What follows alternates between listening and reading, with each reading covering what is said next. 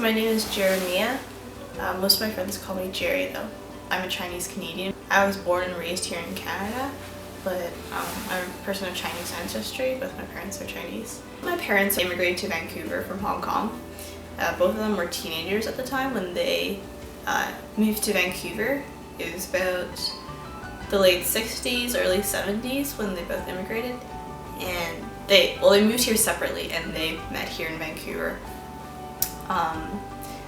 But originally my dad, he's from Taishan area in Guangzhou province in China, and his family moved to Hong Kong. My mom was always from Hong Kong, her family.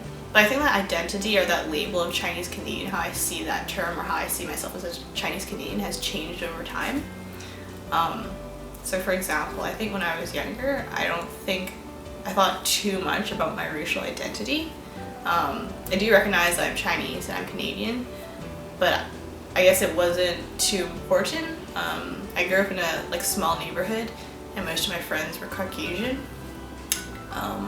But I didn't feel there's differences I noticed, for example, what we eat for lunch and how we spend our after school time. For example, my white friends, they're allowed to hang out after school every day, do whatever they want, do play dates. But I always have to ask my mom because I might have other things to do. I need to go to lessons or I need to do homework or extracurricular activities I had to do. And so these are small differences I saw, but for the most part I felt included and accepted into my circle of friends, and I didn't really feel there was any problem fitting in terms of culture differences. So I think for that period in my life, the idea of Chinese Canadian wasn't too important. It's just, okay, I see myself as Chinese, I see myself as Canadian, so okay, I'm Chinese Canadian. I think that idea of being Chinese Canadian excuse me, changed as I went to high school, because I think it's the first time I experienced social racial segregation. I went to high school and there's a lot more students and there's a lot more Asian students, and so I realized there's cliques. There's Asian cliques and Caucasian cliques and whatever else. And so that was a very strange phenomenon for me because in my elementary school there wasn't enough Asian people to make a clique. Everyone hung out with everyone else.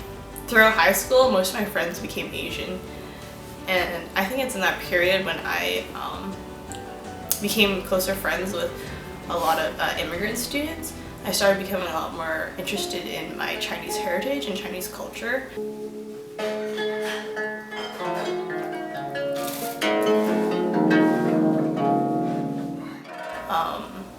I never learned how to read or write Chinese, and so yeah, when I was about 16 I got into that and I started to learn Chinese on my own initiative. I started to learn a Chinese instrument, an old Chinese instrument called guzheng.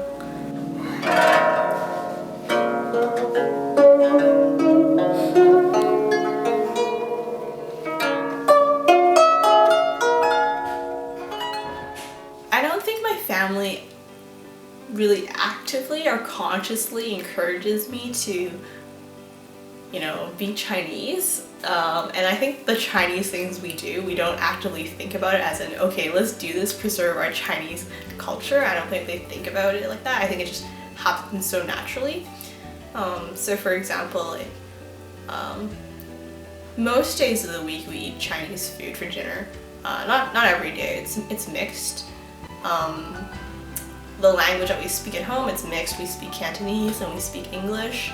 For Chinese New Year's, my family does celebrate it in some sense. Probably not in the same way, in the same degree or festivity that other Chinese families might. We just do a small thing at home. I think we definitely think about Christmas more, we're oh, Christmas is coming up soon. But even Christmas, I wouldn't say we celebrate in the same way that a Caucasian family would. For example, we're very practical. My parents don't believe in getting gifts and wrapping them up and surprising each other. They may get us Christmas gifts, but it's very practical. It's what do you need, Jerry? Do you need pajamas? Okay, we'll get you pajamas. Because it's really hard for me to, I guess in a sense, measure oh, I'm very Chinese because of blah blah blah blah, or I'm very Canadian because of blah blah blah blah. And I think even the sense of defining what Chinese is and what Canadian is in my mind I do have some idea, but it's not definitive for me where it's like, oh, because I eat Chinese food, that is very Chinese and therefore I'm more of a Chinese person, or you know, because of the way that I'm outspoken or I speak to authority is very in a Canadian manner. So yeah, I'm more Canadian, but I think there are cultural elements and influence from both sides.